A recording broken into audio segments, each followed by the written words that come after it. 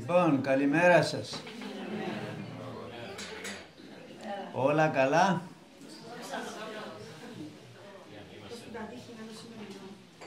Άμα έχουμε τον Χριστό μαζί μας, όλα είναι καλά. Να συνεχίσουμε τα σχόλια στις πατρικές νουθεσίες. Ποιος να μας πει που έμειναμε? 230. Είσαστε μελετηροί μαθητές. Λοιπόν, είναι σύντομα αυτά, η επόμενη δεκάδα, αλλά έχουν δύναμη. Πάμε 231. Το λίμαν είναι κακός ή καλός λογισμός, κατάκριση, πλησίον, αγάπη. Εμείς έτσι κατακρίνουμε, ναι. Άρα να το προσπεράσουμε, να πάμε παρακάτω. Κάποιος είπε όχι. Να το προσπεράσουμε διότι ενοχλάμε όλους. Λοιπόν, λέγει εδώ, μην δεχτείς κακό λογισμό για κανένα και σε καμιά περίπτωση. Ό,τι κι αν σου λέει η λογική. Άλλον είναι η ανθρώπινη δικαιοσύνη, η λογική, και άλλον η θεία δικαιοσύνη, η λογική της πίστεως. Άλλον είναι η λογική τοποθέτηση, αντιμετώπιση δηλαδή, και άλλον η πνευματική τοποθέτηση, η πνευματική αντιμετώπιση. Αποβάλλουμε την πρώτη, την λογική τοποθέτηση και αντιμετώπιση, και ακολουθούμε την πνευματική.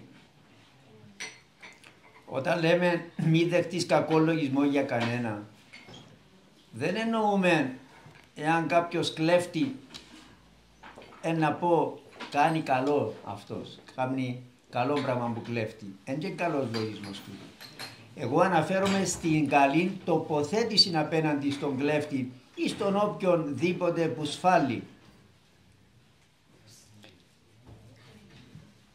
Αυτόν τώρα τι σημαίνει?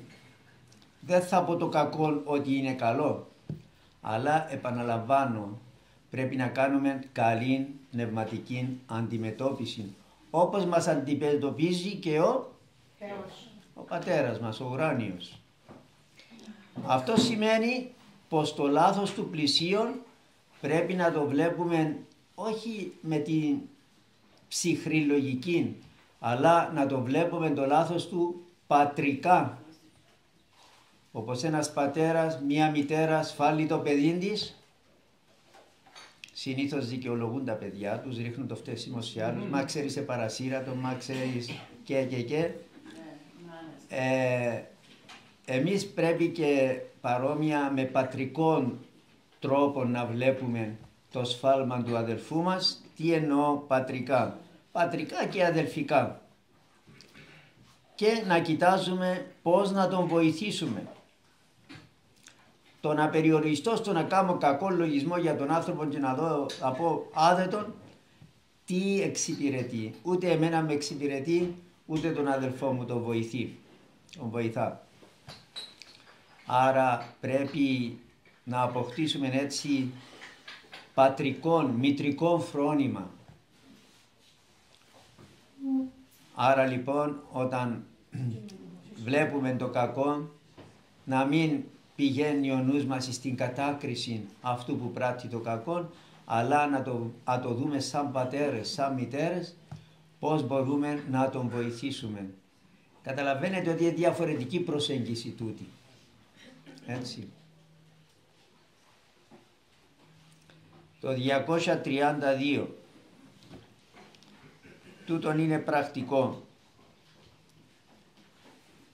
Εργασία και αργοσχολία. Δική μου η λέξη αργοσχολία, δεν ξέρω αν υπάρχει στο λεξικό. Υπάρχει αργολογία. Λέγω λόγια χωρίς περιεχόμενο, χωρίς ουσία, χωρίς όφελος. Υπάρχει και η αργοσχολία.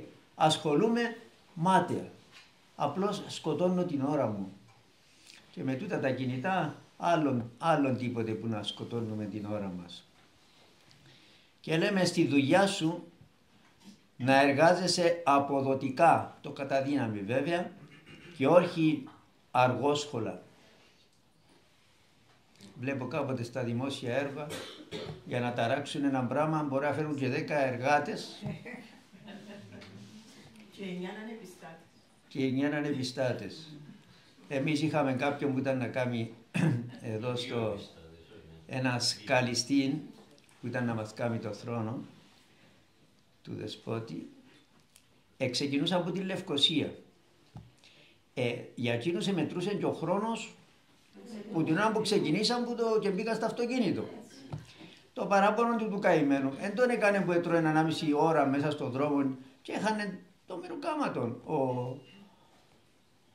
Αυτός ο ιδιοκτήτης, ο μάστρος, το παράπονο ήταν το ότι έφερναν το σάντουιτς τους και άμα εφτάναν δαμέ, κάθονταν να φάνε και το σάντουιτς τους. Και ας το τρώμε στο αυτοκίνητο, λέει. Να χάσουν το δικαίωμα τους που... Τρώσα ηρεμία τα πλαγμάρα. Λοιπόν, στη δουλειά σου να εργάζεσαι αποδοτικά, το κατά δύναμη και όχι με αργόσχολα. Αν το εφάρμοζες αυτό, πόσο πιο γρήγορα θα τελείωναν οι δουλειές σου, δεν θα μαζεύονταν τόσες εκκρεμότητες και θα σου μένε και χρόνος ή έστω χώρος και διάθεση για να ασχοληθούμε και με κάτι πνευματικό. Θέλω να πω, τρώμε τις ώρες μας, σκοτώνουμε τις ώρες μας από εδώ και από εκεί και μετά αν ερωτήσουμε διαβάζεις κάτι, προσεύχεσαι, μα δεν έχω χρόνο πάτερ. Έτσι. Να είμαστε πιο αποδοτικοί, να μην σκοτώνουμε όπως είπα την ώρα μας. Ο χρόνος είναι πολύτιμος. Τι γράφει εκεί? Χρόνου φίδου. Να εκμεταλλεύεσαι τον χρόνο. Ο χρόνος της ζωής μας είναι ένα δώρο από τον Θεό. Και έλεγε ο Άγιος Γρηγόριος ο Θεολόγος, ο λόγος που μας κρατεί στη ζωή ο Θεός δεν είναι κανένας άλλος λόγος, δεν είναι για να προσφέρουμε οτιδήποτε, να χτίζουμε και να κάνουμε στην κοινωνία. Ο λόγος που μας κρατεί στη ζωή είναι για να μετανοούμε, να γινόμαστε καλύτεροι, ούτως ώστε να οριμάσουμε ως βότρις όριμος και να εισέρθουμε στη Βασιλεία των Ουρανών. Άρα να θυμάστε, όπως υπάρχει αργολογία, υπάρχει και αργοσχολία. 233, είπαμε είναι σύντομα, αφορά τις σχέσεις μας με τον πλησίον, να υπάρχει ειλικρίνεια, απλότης, ευθύτης προς τον πλησίον.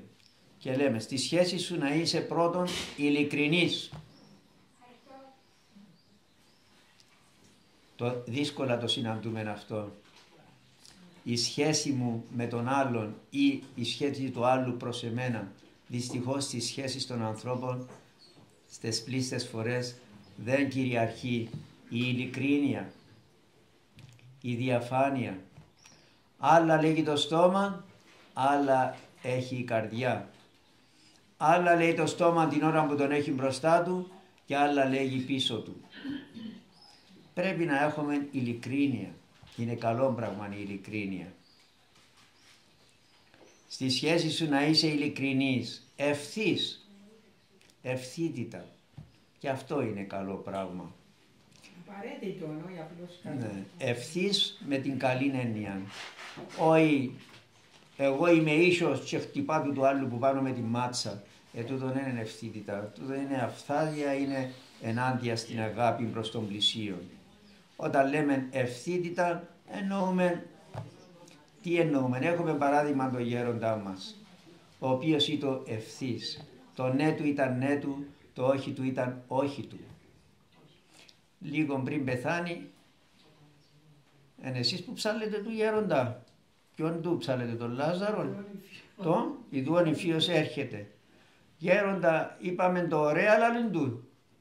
Όχι, δηλαδή τους.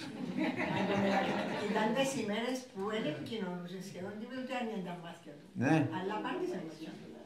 Φαντάζομαι πόσο άσχημα το ψάλετε για να μπορέσει. Το θέμα τι είναι, ποιο είναι το καλό τούτο. Είπαμε να το ξεχωρίσουμε με την αυθάδεια, έτσι.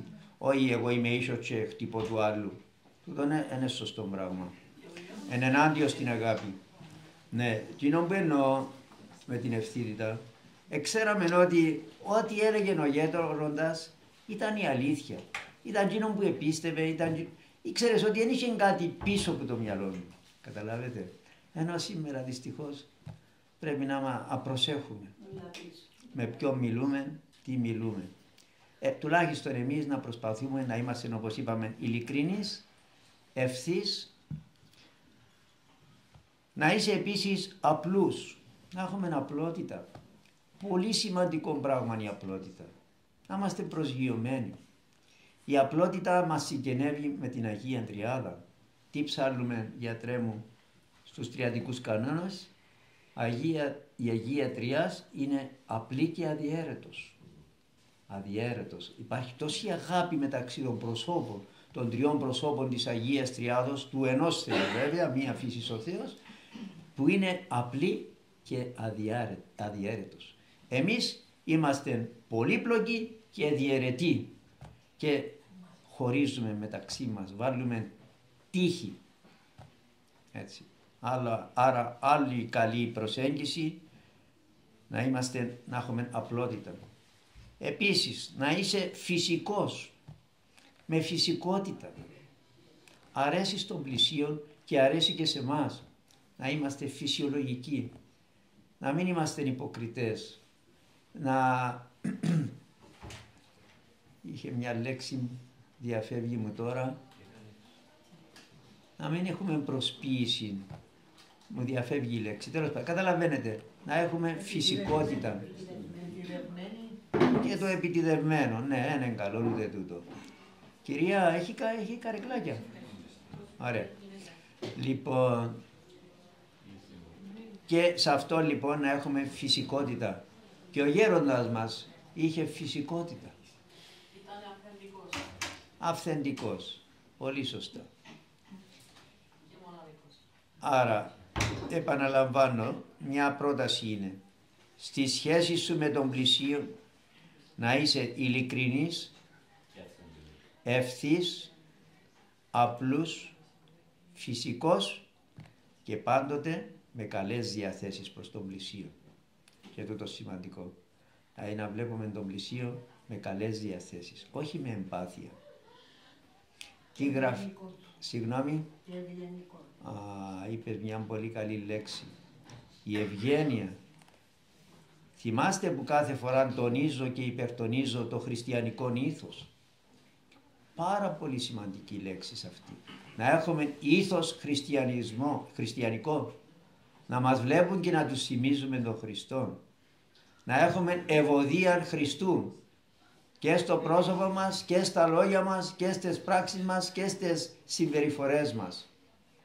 Η ευγένεια είναι πάρα πολύ σημαντικό. Είναι από τα βασικά του χριστιανικού ήθους. Πυρήνας είναι το ταπεινό φρόνημα στο χριστιανικό ήθος, αλλά και η ευγένεια.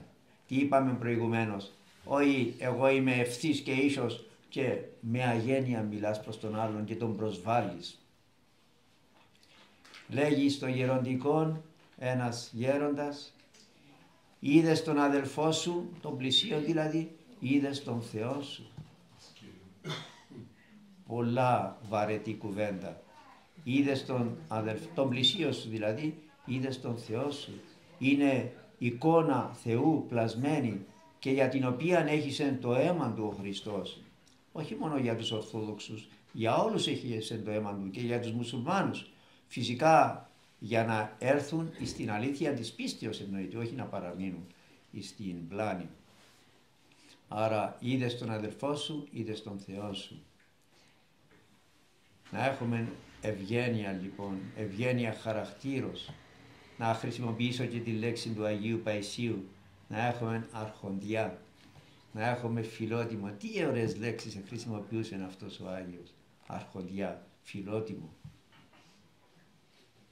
Λίγο πολύ απουσιάζει σήμερα στην εποχή μας αυτό το πράγμα. Θυμάμαι Γέροντα, θυμάμαι μας έλεγε ο γέροντας, ποτέ να μην προσβάλλετε τον άλλον, Μάλιστα. ό,τι και να του Μάλιστα. θέλετε να του πείτε, με Μάλιστα. προσοχή να μην προσβάλλετε ποτέ. Έτσι. Και θυμούμαι πάντα τα λόγια του μας το ετώνιζε πάρα πολλές φορές τούτο. Είχε ένα, νομίζω ποιος ήταν, ο Άγιος Πορφύριος. Κάτι είπε έναν έλεγχο σε κάποιον, αλλά δεν έμεινε ο τσάμε. Ήθελε να βάλει και λίγη ζάχαρη που πάνω να γλυκάνει. Και λέει της, μήπως σε στενοχώρησα με αυτό που είπε. Πράγματι, γλυκαίνει αυτό το πράγμα. Καταλαβαίνει ο άλλος ότι είναι για να του τη δώσεις που πάνω, είναι για να τον κατακρίνεις, να τον ελέγξεις. Γι' αυτό και έχουμε και μια δασκάλα, καθηγήτριες έχουμε δάμε. Λοιπόν, πρέπει τα παιδιά να τα προσεγγίζουμε με ειλικρίνεια και αγάπη. Αυτά τα δύο. Με ειλικρίνεια και αγάπη. Να καταλάβουν ότι θέλουμε το καλό μας. Άστες καθηγητές, έχουμε μητέρες, ένα σωρό μητέρες εδώ. Τα παιδιά να καταλάβουν ότι είναι από αγάπη που τους μιλάτε, για το καλό τους. Όταν το νιώσουν το πράγμα ότι για το καλό τους, τότε διατίθενται πιο θετικά απέναντι στις παρατηρήσεις. Και όπως έλεγε και ο Απόστολος Παύλος, αληθεύοντες εν αγάπη. Θα λέμε την αλήθεια, θα λέμε το σωστό με αγάπη. Έτσι. Όχι να τους χαϊδεύουμε τα αυτιά και να τον αφήνουμε να πιένει μες στον κρεμό, είναι αγάπη του το πράγμα. Πάσα αυτό που λέτε για την ευγένεια, μας έφερε έναν περιστατικό ο γέροντας προσωπικότητων του, το οποίο πήγαινε κάπου και μαλλώνα 2 λέει, και μαλλώνια για πάρα πολύ ώρα. Μετά σε έναν κατάστημα. Ναι. Και λένε κύριε τάδε, μα κύριε έτσι. Και τσακώνονταν. Τσακώνονταν, αλλά ήταν πολλά ευγενικός. Ήταν ευγενικός ο τρόπος που τσακώνονταν. Και χάρηκε το ίδιο. Ναι. Μακάρι λέει να τσακώνονταν έτσι για τα αντρόγυνα. Τσακώνονταν ευγενικά. Τσακώνονταν ευγενικά. Με εύσχυμον τρόπο. Ένα λεπτομέρεια. Σημαντικό. Ενώ μια άλλη φορά το τσάκωμα ήταν ευγενικό. Ναι. Ενώ μια άλλη φορά μας λέει για δύο. Λίγο σιγά να ακούμε. Μια άλλη φορά μας λέει για δύο που λίγο λείψε να σκοτωθούν σε δυστύχημα και ευκαιρούν ταυτότητα και βρίζοντα. Ναι. Κάπου τρακάραν και ευτυχώς δεν επάθαν τίποτε, ούτε και τα λίγο γρατσούρισμα το αυτοκίνητο. Κατεβήκαν κάτω και αρκέψαν βρυσές και μετά ξύλο. Δηλαδή, εκείνον που επάθανε στο δυστύχημα ήταν να τους πάρουμε την άμπουλανση. Είπαμε και άλλες φορές ότι ο θυμός είναι όπως τη φωτιά. Η φωτιά, άμα εξαπλωθεί η πυρκαγιά, θα πει τούτον το έπιπλον ένα τίκα, θα το κάψω, να κάψω μόνο τα παγιά. Ό,τι έβρι μπροστά του κάβει. Και ο θυμός μπορεί να πληγώσεις άτομα που αγαπάς και στο μετά να το μετανιώσεις. Να ελέγχουμε το θυμό μας. Πάμε 2.34 και τούτο σύντομο μια πρόταση. Αναισθησία, ευχή, προσευχή. Σε καιρό πνευματικής αναισθησίας συμβαίνει τούτο, να έχουμε ακηδία, να έχουμε ξηρασία, να εψυχράνθηκε τέλος πάντων η ζέση.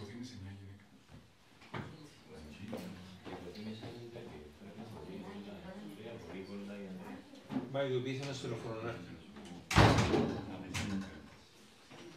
Ευτυχώς που έχουμε και γιατρό. Λοιπόν, υπάρχουν λέγω περίοδοι στη ζωή μας που να έχουμε μια πνευματική ξηρασία, αναισθησία αν θέλετε. Πάμε στον ναό, είμαστε στην κατάψυξη, δεν νιώθουμε τίποτε. Είναι οι λεγόμενες αλλοιώσεις. Και δεν είναι αμαρτία οι αλλοιώσεις. Τις επιτρέπει ο Θεός για να μας κρατά ταπεινούς, προσγειωμένους. Και όπως βλέπετε στην ατμόσφαιρα μπορεί να είναι ηλιόλουστη μέρα και ξαφνικά να αρχίσουν τα σύννεφα πυκνά, να αρχίσουν βροχές, καταιγίδες, βροντές, χαλασμός κόσμου, για να έρθει μετά ξανά η γαλήνη στην ατμόσφαιρα. Ή στη θάλασσα βλέπετε, φουρτουνιασμένη να βυθίσει τα πλοία και μετά έρχεται ενηνεμία. Έτσι είναι και η ζωή μας. Έχει περιόδους που νιώθουμε καλά, νιώθουμε φωτισμό, έχουμε χαρά πνευματική, έχουμε ζέση του πνεύματος και έχει και περιόδους που, όπως είπα, μας κρατά μια πνευματική αναισθησία. Να μην τα χάνουμε. Ή κάποτε μπορεί να έρχονται σκοτισμός του νου ή σαρκικές, άσχημες, βρώμικες σκέψεις. Να μην τα χάνουμε. Και λέμε εδώ, σε καιρό πνευματικής αναισθησίας, λέγε Θεέ μου βοήθαμε, Θεέ μου πού είσαι, Χριστέ μου πού είσαι. Δοκίμασα να το πω μια φορά, Χριστέ μου πού είσαι, αλλά κάπου καταλάβα ότι είμαι λάθος και διόρθωσα το. Μάλλον Χριστέ μου πού είμαι. Ο Χριστός είναι για μέ, εν εμείς. Άρα λέμε Χριστέ μου μα πού είμαι. Εν εμείς πού απομακρυνούμαστε. Εντάξει, κάποτε μπορεί να συστέλλεται και η χάρη. Είναι μέσα στη σωτιστική πρόνοια του Θεού, όπως είπα, για να καταλάβουμε ότι και τούτον που έχουμε είναι δικό μας. Εντάξει, γιατρέ. Ωραία. Άρα να μην τα χάνουμε. Θεέ μου βοήθαμε, Θεέ μου πού είσαι, Θεέ μου πού είμαι, επιτέλους. 2.35.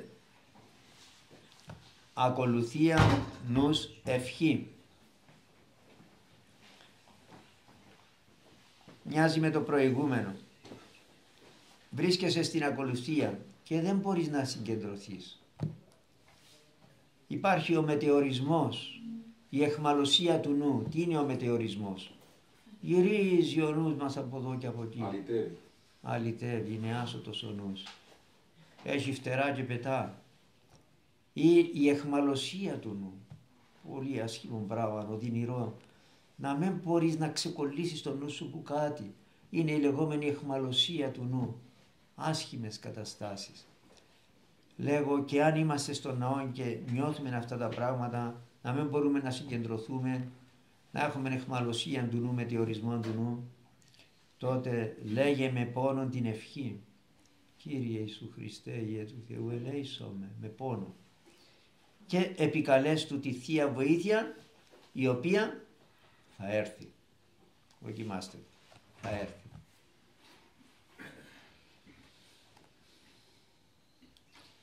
...2.36 και αυτόν είναι πολύ σύντομο.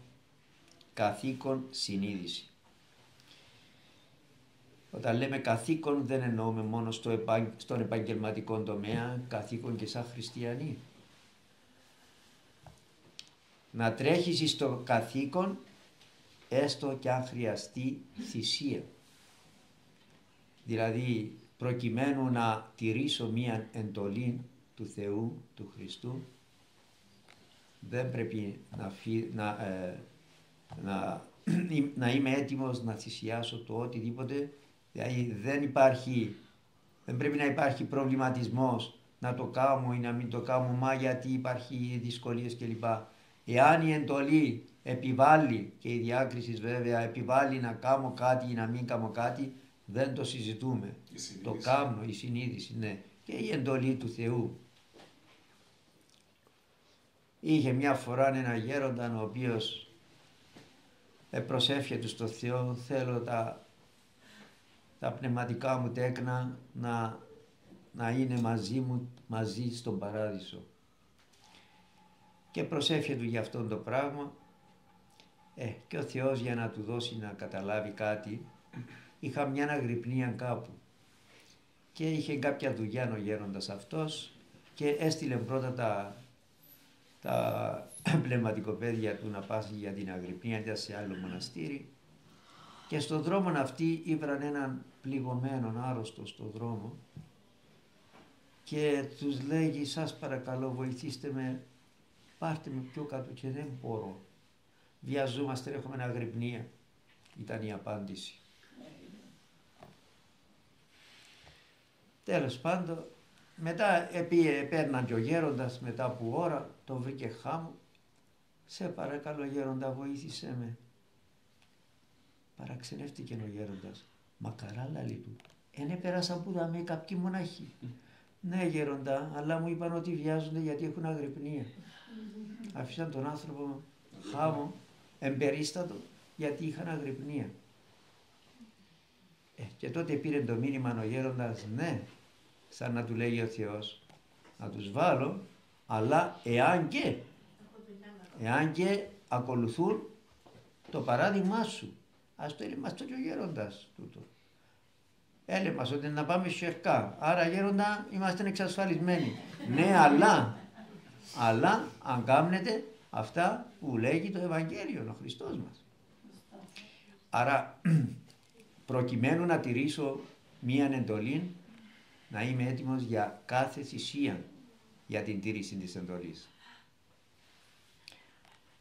Απλώς μιλώ γενικά, να σας παρουσιαστούν περιπτώσεις που πρέπει να επιλέγουμε αυτό που θέλει ο Θεός.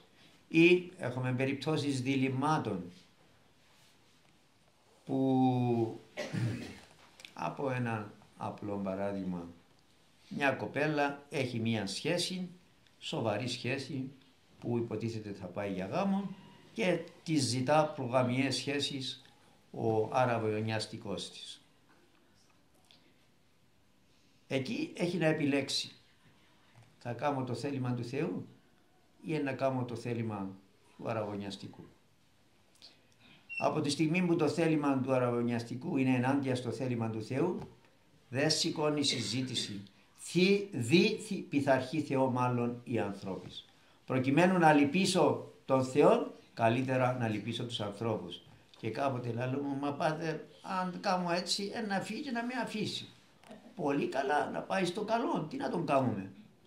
Εσύ, αν ήταν αντίστροφο το πράγμα και σου έλεγε σε παρακαλώ θέλω να μείνουμε καθαροί αγνοί μέχρι το γάμο, ήταν να τον αφήσεις για αυτόν την απέτηση, ξέρετε να το εκτιμήσεις από πάνω.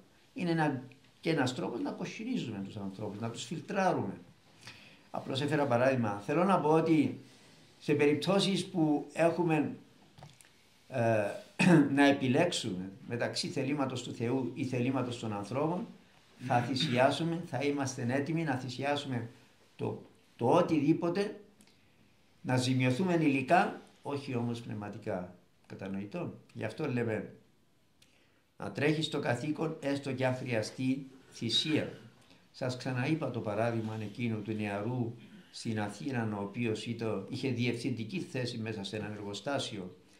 Η μαστόρισα του όμως, η κυρία του μάστρου του, προσέγγισε τον πονηρά και του έκαμε και πονηρή πρόταση να συνάψουν σχέσεις. Λοιπόν, ένας άλλος θα έλεγε ήταν και μια χρυσή ευκαιρία για να ανεβούν και οι μετοχές του, να μαντάχει με τη μαστόρισα. Με συγχωρείτε για το παράδειγμα. Και τι έκαμε αυτός? Έδωκε την παρέτηση του. Καταλάβετε τι έκαμε? Έδωσε την παρέτηση του. Σας λέγω, ευλογεί τον ή δεν τον ευλογεί ο Θεός? Πλουσιοπάροχα. Όπως και το παράδειγμα εκείνον του Αγίου, ο Άγιος Παΐσιος το έλεγε, ήταν ένας νεαρός στην Πάτμο και βρεθήκαν δύο Γερμανίδες, έθελαν κάποιος που ξέρει γερμανικά κάτι να ρωτήσουν εκεί για το... Και επειδή ήξερε αυτό, σε προσφέρθηκε. Αλλά στην κουβέντα εκείνες του έκαναν και εκείνες την ανήθικη πρόταση. Οπότε άφηκε το τσέφιο. Δεν δευτερεύωσε κουβέντα μαζί τους. Δευτέρωσε.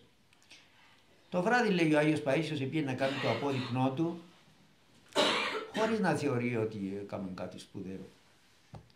Και την ώρα που έκανε το απόδειπνο, παρουσιάστηκε όχι ο Απόστολος Πέτρος, ο Απόστολος Παύλος, ο Άγιος Ιωάννης ο Θεολόγος, ο ίδιος ο Χριστός, και τον ευλογούσε. Και λέει ο Άγιος Παΐσιος, αυτόν το πράγμα ασκητές μες στη έρημον 60 χρόνια δεν αξιωθήκαν τέτοιο πράγμα που αξιώθηκε αυτός ο νέος. Και τι έκαμε? Απλά εκεί έδωκε εξετάσεις. Ποιος ήταν να το δει αν αμάρταμε, εκτός που το Θεό? Και είχε και την πρόταση. Και όμως αποποιήθηκε. Αΐ προτίμησε το θέλημα του Θεού και όχι το θέλημα των ανθρώπων. Κατανοητό? Άρα έλεγε και ο Άγιος Ιωάννης ο Χρυσόστομος, λέγει ο Θεός για μια εντολή, και λέει μπορώ να το κάνω τούτο. Τι λες, λέει. Είναι δύσκολο να κάνω αυτό που λέει ο Θεός. Όχι. Δύσκολο είναι να μην κάνεις αυτό που λέει ο Θεός. Έτσι. Διότι τι λέει ο Χριστός, ο ζυγός μου Χριστός με ήττα και το φορτίο μου ελαφρό. Αναπαύει. Διότι βαστά το Χριστός, σωστά. Συγγνώμη. Το φορτίο μας, τα προβλήματα μας βαστά κατά μεγάλο ποσοστό. Και αναπαύει τον άνθρωπο. Όταν πηγαίνει σύμφωνα με τη συνείδηση του, που η συνείδηση είναι η φωνή του Θεού, αναπαύεται, χαίρεται ο άνθρωπος. Να προσέξουμε, διότι κάποτε ακούμε τη φράση αλλάξαν οι καιροί, μα διαφορετικά τα πράγματα σήμερα και με διαφορετικά με τίποτε. Το Ευαγγέλιο είναι το ίδιο, όπως και ο Χριστός μας είναι το ίδιο, οι εντολές είναι οι ίδιες. Πάμε 237. Τούτη γλώσσα. Πνευματικά γλώσσα. Φίδου γλώσσης. Είπαμε προηγουμένως φίδου χρόνου. Τώρα φίδου γλώσσης. Να είσαι φιδωλός στη γλώσσα σου. Αν την ανοίγουμε και ό,τι μας κατεβαίνει στον εγκέφαλο να ανοίγουμε το στόμα μας. Και λέμε φίδου γλώσσης. Γίνου ταχύς εις το ακούσε και βραδείς εις το λαλίσε. Δηλαδή να είμαστε περισσότερο πρόθυμοι στο να ακούμε, εννοείται ωφέλιμα πράγματα, καλή μας ώρα. Και βραδείς εις το λαλίσε. Να είμαστε εύκολοι να ανοίγουμε το στόμα μας, να μιλούμε. Φκερώνουν οι μπαταρίες μας. Ο Άγιος Αρσένιος, όχι ο Καππαδόκης, ο παλαιός Αρσένιος του εποχής του γεροντικού, που ήταν ο χρυσούς αιώνας του μοναχισμού, μόλις έβγαινε από την εκκλησία, δρομέως πήγαινε στο κελίν του. Μια, 2, 3, 10, έκαναν παράπονο οι πατέρες, γιατί μας αποφεύγεις γέροντα? Και τους λέγει, πιστέψτε με παιδιά μου, δεν σας αποφεύγω. Απλά δεν μπορεί να είμαι και με το Θεό και με τους ανθρώπους. Δηλαδή, διότι αν κάθεται να κουβεντιάζει διάφορα, ήταν να χάσει εκείνα που πήρε στην ακολουθία. Θυμάστε τι έκαναν οι παλιοί στα χωριά, όταν εφεύγαν από την εκκλησία, εκαγγελούσαν τους, ας πούμε, οι γειτόνες, έλα να πιούμε καφέ, να πάρω τη λειτουργά στο σπίτι μου και ύστερα. Ή στο καφενείο, έλα κάτσε κουμπάρε να πιούμε, να πάρω τη λειτουργά έσω μου και ύστερα. Καταλάβετε. Άρα η γλώσσα είναι πολύ σημαντικό όργανο, το οποίο μπορούμε να το χρησιμοποιήσουμε για καλό ή για κακό. Άρα, φίδου γλώσσης, γίνου ταχύς το ακούσε, τα ωφέλιμα εννοείται, και βραδύσεις το λαλίσε. Αν ανοίξεις το στόμα σου, φρόντισε να μιλήσεις ωφέλιμα, οικοδομητικά και ή δυνατόν πνευματικά, αλλά και πάλι όχι πολλά. Δηλαδή τα λόγια μας, όταν ανοίγουμε το στόμα μας, οι πρώτοι που πρέπει να ωφελούμαστε πρέπει να είμαστε εμείς οι ίδιοι. Δηλαδή όταν ανοίγουμε το στόμα μας, να ωφελούμε και τον εαυτό μας και εκείνους που μας ακούν. Ενώ πολλές φορές οι συντυχίες, οι συνομιλίες είναι προσβλάβη. 238. Τούτο μπορεί να είναι λίγο δύσκολο να το καταλάβετε. Εξάρτηση, προσπάθεια, ξενιτεία, Χριστός. Είναι φιλοκαλικές λέξεις, ασκητική ορολογία, η εξάρτηση, η προσπάθεια, η ξενιτεία. Μην έχεις εξάρτηση από τους ανθρώπους, που δεν καταλάβετε το. Δυστυχώς σήμερα έχουμε πολλή εξάρτηση και είναι μεγάλο λάθος να εξαρτούμε την πρόοδο μας από τους άλλους. Να εξαρτούμε την χαρά μας από τους άλλους. Όχι. Αν άλλος θέλει να είναι κακός, πρέπει και εγώ να μπω στον τροχόν των δικών του. Μην έχεις εξάρτηση από τους ανθρώπους, ούτε προσπάθεια. Προσπάθεια όχι με την κυριολεξία της λέξης που την έχουμε, που την γνωρίζουμε, κάνουμε προσπάθεια. Η προσπάθεια είναι ένας ασκητικός όρος που εννοεί να έχουμε εμπαθή κλίση, προσκόλληση σε κάτι. Τούτον έχουν το κάποτε οι μοναχές και είναι καλό πράγμα. Έχουν προσπάθεια προς τους συγγενείς τους. Να πιάνουν τηλέφωνο να δουν τι κάνουν. Αν αρρωστήσει κάποιος συγγενής να πάσει να κάτσουν και 2-3 μέρες κοντά του να τον περιποιηθούν κλπ. Αυτό ονομάζεται προσπάθεια, που είναι κακή έννοια στο μοναχισμό. Καταλάβετε τι λέμε προσπάθεια? Να έχουμε μια εμπαθή προσκόλληση. Δεν είναι καλό πράγμα. Μα είναι κακό να πιάνουμε, ας πούμε, τον αδερφό, την αδερφή και να δουν αν είναι καλά. Εγώ κάνω το κάθε μέρα. Ναι, όχι, δεν είναι κακό. Δεν είναι κακό. Απλώς ανάφερα για να εξηγήσω την προσπάθεια και ανάφερα μια ακραία περίπτωση στο μοναχισμό. Στο μοναχισμό είναι κακό. Ναι, απιάνω τηλέφωνο. Λοιπόν. Όμως και σε εμάς είναι κακό όταν εξαρτάται. Ναι, όταν έχουμε προσκόλληση. Ή κάποτε έχουμε τόστες μανάδες. Έχουν μια υπερβολική, σε εισαγωγικά, αγάπη προς τα παιδιά τους, αλλά αποπνιχτική. Δεν μπορούν να αναπνεύσουν. Άφησε με και λίγο να χαλαρώσω. Τι είναι το υπερβολικό, όπου πάει να τον πιάνει 10 φορές τηλέφωνο, πού είσαι τώρα, τι κάνεις τώρα, γιατί με πιάσεις τηλέφωνο. Δεν είναι καλό πράγμα. Είναι προσπάθεια με την κακή έννοια. Άλλο είναι να κάνει ένας εγχείρηση, είναι να πάρεις τηλέφωνο να δεις τι γίνεται. Έτσι. Κατάλαβες τι θέλω να πω, κύριε. Κατάλαβα, Ναι. σίγουρα. Το σημαίνει ότι και στα κοσμικά δεδομένα και στα μοναχικά, πιστεύω στα μοναχικά, εντάξει, εγώ να ασχοληθώ, δεν ξέρω, αλλά στον κόσμο. Βλέπεις μοναχικά. Όχι, δεν ξέρω. Ναι. Να αποτύχα. Και μου παρατηρώ είναι ότι και ας μένει που το λεμόν είναι και εκείνοι που κάνουν, εγώ προσωπικά πλέον το μαρτύρω, δηλαδή δεν είναι μόνο δηλαδή στο παιδί σου η αδερφή να πνίζει, Στους συγγενείς. αλλά και εσύ ο ίδιος πνίζει, δεν είναι πολλά άσχημα πράγματα. Ναι. Πρώτος υποφέρεις εσύ, αλλά υποφέρει και ο άλλος που του δείχνεις τόσο πολύ ενδιαφέρον υπερβολικό. Σωστά. Όπως και στα πνευματικά. Να συμβουλεύσεις κάποιον. Άφησε και λίγο το Θεό να δουλέψει. Όχι να περάσουν όλα από το δικό μας χέρι. Και να αφήνουμε και έναν κομμάτι του Θεού να δουλέψει και εκείνος. Δεν λέω θα ενδιαφερθούμε για τον πλησίον. Αλλά άφησε και ένα μέρος να δουλέψει και ο Θεός. Γι' αυτό μην έχεις εξάρτηση από τους ανθρώπους, ούτε προσπάθεια, εμπαθή κλίση δηλαδή και προσκόλληση σε κανένα. Ούτε ανθρωπαρέσκεια.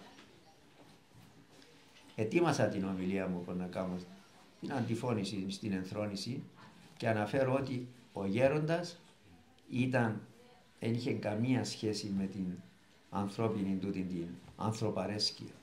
Ξέρετε την ανθρωπαρέσκεια, κακό, να αρέσω. Να αρέσω επιβλάβει όμως. Δεν είναι καλό πράγμα. Ναι, να αρέσω στους ανθρώπους, δεν πειράζει αν βλαφτώ ή αν τους βλάψω. Φτάνει να αρέσω. Όπως έκαμε στο Χριστόν ο Πιλάτος. Ήθελε το αρεστόν ποιήσε το όχλο. Και έδωκε εντολή να σταυρώσουν τον Χριστόν. Αυτόν που ήθελαν η ανθρωπαρέσκεια. Δεν είναι καλό πράγμα. Κρύβει εγωισμό του. Βέβαια. Είναι εγωισμός. Ούτε να θαμπώνεσαι από τις ψεύτικες κολακίες. Από κολακίες σήμερα. Ναι. Ούτε αν μου πούν είσαι 2 μέτρα ύψος, αν είμαι 1,80 να γίνω 2 μέτρα, θέλω να πω αν με υψώσουν και υψώνομαι. Ούτε αν μου πούν είσαι 1,5 μέτρο, χαμηλώνω. Αν με βρίσουν δηλαδή. Είμαι εκείνο που είμαι. Να μην επηρεαζόμαστε ούτε από τις ύβρις, ούτε από τις κολακίες. Είχε ένα μοναχό που είχε τούτη την ανθρωπαρέσκεια. Λέει του γέροντα ασφάλωσε τίποτε. Ναι, λαλή. Να πάεις, έχει ένα κημητήριο εκεί και να πάεις να τους κολακέψεις τους πεθαμένους εκεί, να τους πεις στα σπουδαία, ήσασταν το απάβγασμα της αρετής κλπ. Εντάξει, έπιεν και εκείνος ο καημένος, έκεψε και κολάκευε τους νεκρούς. Αν τον άκουγε κανένας, ήταν να καλέσουν να τον κλείσουν. Κάτι έπαθε. Λοιπόν, ναι. Έλος πάντων, ήρθε πίσω, έκαμε στον που σου είπα, ναι γέροντα. Τι σου είπαν, τι απάντησα, τίποτε γέροντα. Τώρα να πάεις και να τους υβρίζεις, να τους ρίχνεις πέτρες, να τους πεις είσαστε οι χειρότεροι άνθρωποι της κοινωνίας, μακάρι να μην νιώσασταν. Οπότε πήγε, έκαμε το και τούτο, στρέφεται πίσω. Τι σου είπα? Τίποτε γέροντα. Έτσι να είσαι. Και μπροστά στες που σε προσβάλλουν και όταν σε επενούν και σε κολακεύουν. Η ανθρωπαρέσκεια λοιπόν. Η κολακία κάνει μεγαλύτερο κακό από τη... Ναι, βέβαια. Άρα να το διαβάσουμε ολόκληρο. Όχι, συνεχίζει. Αντίθετα λέμε να έχεις απροσπάθεια. Απροσπάθεια είναι καλό. Είναι το αντίθετο της προσπάθειας, της εξάρτησης, της υπερβολικής προσκόλλησης. Έχουμε το τούτο. Και μεταξύ φίλων. Ιδίως οι γυναίκες, με συγχωρείτε. Επί ταξίδι και με πιάνει να μου το πει. Ρε, μα είναι που σου είναι και πρέπει να σε ενημερώσει για το κάθε τι που κάνει.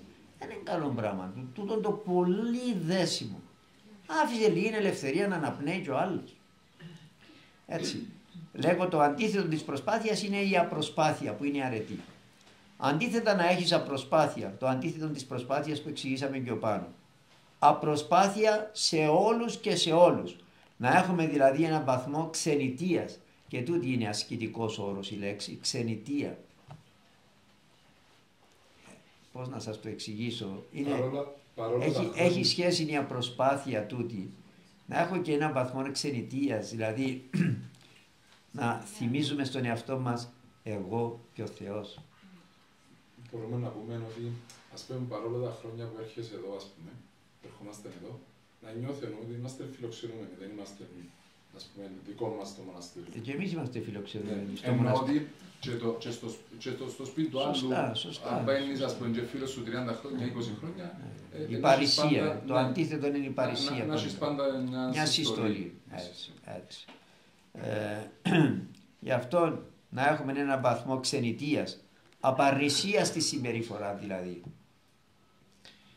Να είσαι ακενόδοξος, αμερόληπτος, με άλλα λόγια να είσαι ελεύθερος, σημαντική λέξη, ελεύθερος από όλους και από όλα. Αναφέρω το στην ομιλία μου να κάνω για τον γέροντα πάλι, γιατί είναι 40 του γέροντα, το 40 ότι ακριβώς ο γέροντας ήταν με όλους και με κανένα. Έτσι. Να έχουμε και την ώρα το privacy μας με τον Θεό, εγώ και ο Θεός. Γιατί αδερφοί μου να έρθει εκείνη η ώρα που όντως θα βρεθούμε εγώ και ο Θεός. Η ώρα του θανάτου μας. Με άλλα λόγια να είσαι ελεύθερος από όλους και από όλα, μόνο με τον Χριστό, με εκείνον να έχεις απόλυτη εξάρτηση.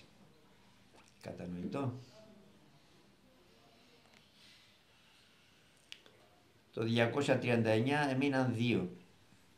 Φαίνεται ότι όταν γράψαμε το ήταν η μέρα της αναλήψεως ίσως. Κοντεύει η ανάληψη. Ανάληψη Χριστού, αρρώστια, θλίψη, δοκιμασίες. Η ανάληψη του Χριστού αναφέρεται στην ανθρώπινη του φύση. Εν και ανελήφθη ως προς τη Θεία Φύση. Ξέρετε, είχε δύο φύσεις ο Χριστός.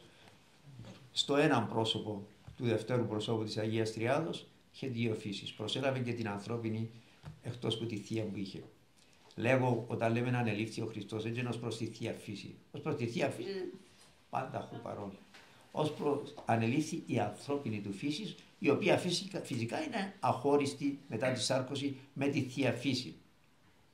Η ανάληψη του Χριστού αναφέρεται στην ανθρώπινη του φύση, η οποία βέβαια είναι αχώριστη από τη Θεία του φύση.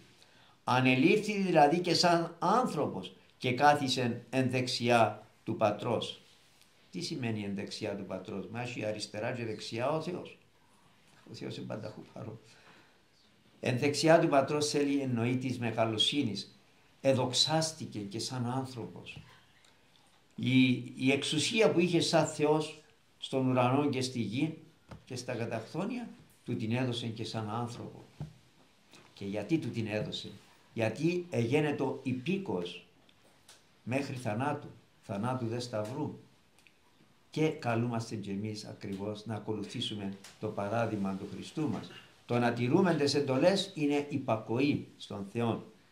Γι' αυτό λέμε ανελήφθη σαν άνθρωπος και κάθισε εν δεξιά του Πατρός. Τι σημαίνει εν δεξιά του Πατρός? Σημαίνει ότι του δόκηθηκε και σαν άνθρωπος όλη η εξουσία εν ουρανό και επί γης. Και γιατί αυτό? γιατί έγινε υπήκοος στον πατέρα μέχρι θανάτου, θανάτου δε σταυρού. Θέλω να πω ότι αν και εμείς σε αυτήν τη ζωή δεχόμαστε αγόγγιστα, με χαρά και με ευχαριστιακή διάθεση ό,τι μας έρχεται, είτε είναι αρρώστια, είτε είναι δοκιμασία, εμπαντή ευχαριστείτε. Συγκινείται ο Θεός όταν έχουμε ευχάριστη διάθεση. Σε δοξάζομαι Θεέ μου, σε δοξάζω για όλα και σε ευχαριστώ για όλα. Να δεχόμαστε αγόγγιστα με χαρά και με ευχαριστιακή διάθεση ό,τι επιτρέψει ο Θεός Πατέρας μας να μας έρθει. Αρρώστια, θλίψεις, δοκιμασίες κλπ. Τότε, ναι, και εμείς στην άλλη ζωή θα συνδοξαστούμε μαζί με τον Χριστό μας. Είπαμε κι άλλες φορές ότι ο Θεός είναι ένας άριστος αναισθησιολόγος που ξέρει πόση δόση, νοσοκόμη εδώ, έτσι, ο αναισθησιολόγος ξέρει τη δόση που πρέπει να βάλει ανάλογα με την κατάσταση του ασθενής, ανάλογα με το μέγεθος το χρονικό της εγχείρησης, έτσι. Και ο Θεός ξέρει τη δόση της δοκιμασίας, της θλίψης που θα επιτρέψει. Είναι λάθος να λέμε δεν τον μπορώ τούτο. Είναι λάθος. Ο Θεός, ναι, δεν το αντέχω, η υπομονή έχει τα όρια της. Όχι. Για να επιτρέψει ο Θεός σημαίνει τον μπορώ.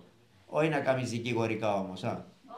Απλά εκείνο που σκέφτομαι πάνω στο ζήτημα είναι ότι ποιοι είμαστε εμείς που να φέρουμε ένσταση στην απόφαση του Θεού. Πολύ σωστά. Αυτή είναι η απόφαση του. Έτσι. Να κάνεις υπακοή και να το δεχτείς. Όπως εσύ κάνεις υπακοή στην απόφαση του δικαστή, εντιμότατε κύριε δικαστά, έτσι που του λαλείς. Έτσι και στο Θεό. Το είπε ο Θεός. Τελεία και παύλα. Τι έκαμε ο Ιώβ όταν έχασε τα 10 παιδιά και ήρθαν του τσίνες ούλες οι απαρωτές θλίψεις η μία μετά την άλλη. Το χειρότερο ήταν που πεθάναν τα 10 του παιδιά και έπιασε και τη λέπρα και είχαν τον έξω στην κοπρία.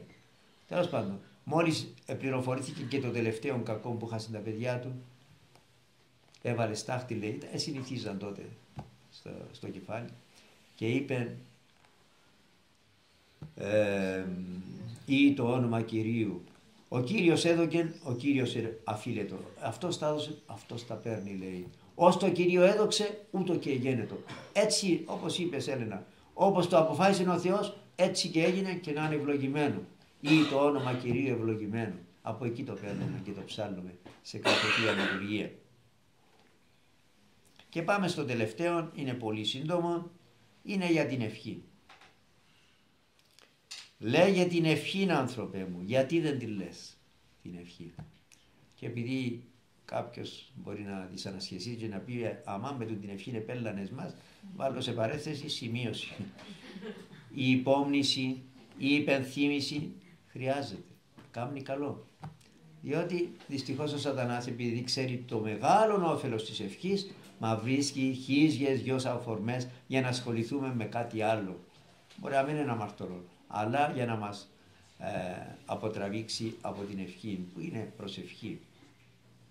Γι' αυτό να λέμε την ευχή και να προχωρούμε τον δρόμο μας. Εγώ ετέλειωσα.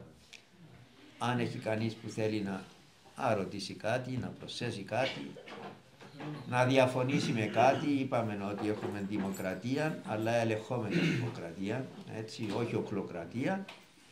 Θέλω να πω κάτι για το Ευαγγέλιο σήμερα. Μάλιστα. Είδαμε ότι ο Χριστός θεράπευσε το παραλυτό. 38 χρόνια. Και μου έκανε εντύπωση ότι το βρήκε ξανά στο ιερό, λέει, και είπε του να πάει του και μικέτη αμάρτανε. Ναι. Μπορείτε να τα σταματήξετε λίγο. Ναι. Οι αρρώσκες δεν είναι πάντοτε ένας είναι άρρωστος, έχει καρκίνο ή έχει κάτι άλλο. Δεν σημαίνει ότι επειδή είναι αμαρτωλός και έχει τα. Δεν σημαίνει, έχουμε δικαίους. Ο Άγιος Παΐσιος είχε καρκίνο, ο Άγιος Πορφύριος καρκίνο, ο Άγιος Σοφρόνιος καρκίνο. Δεν σημαίνει πάντοτε. Στην περίπτωση όμως του παραλυτικού που ήταν 38 χρόνια, ναι, τούτος ήταν από τις αμαρτίες του, όχι σαν τιμωρός ο Θεός, αλλά σαν άριστος παιδαγωγός, για να τον βοηθήσει, διότι καμιά φορά και η αρρώστια είναι έναν τροχοπέδι. Ναι, και ταπεινώνει τον άνθρωπο και μας εμποδίζει πολλές φορές και από τις αμαρτίες. Στην περίπτωση του ήταν ένα εκ των αμαρτιών του και επειδή ο Χριστός μας όταν θεράπευε, δεν θεράπευε μόνο το σώμα. Απέβλεπε στη θεραπεία της ψυχής. Όπως και ο Θεός όταν επιτρέπει μια δοκιμασία, δεν για να ταλαιπωρήσει το σώμα. Είναι γιατί θέλει να χρησιμοποιήσω τη λέξη του Αγίου Παϊσίου, θέλει να την λαμπικάρει την ψυχή μας. Έτσι. Και επιτρέπει αυτά τα πράγματα. Στην περίπτωση του παραλυτικού, δεν ήθελε απλώς να τον κάνει καλά σωματικά, διότι όσον απέχει η αξία του σώματος από την ψυχή, τόσο απέχει και η υγεία του σώματος από την υγεία της ψυχής. Ήθελε και στη ψυχή να το θεραπεύσει, γιατί γι' αυτό και του επρόσθεσε πορεύου και μικέτη αμάρτανση, ή να μην χείρο της υγιένεται, να μην πάθεις χειρότερο. Άλλο. Ευχαριστούμε. Ναι, αλλά μπήκαμε σε κάποιο... να εύχεστε, μπήκαμε σε κάποιο χρέος όμως. Χρεωθήκαμε. Η χρέος εννοώ να εφαρμόζουμε τούτα που λέμε. Είναι πρακτικά αυτά που λέμε, αλλά δουλεύουν. Λοιπόν, πορευόμεθα εν ειρήνη.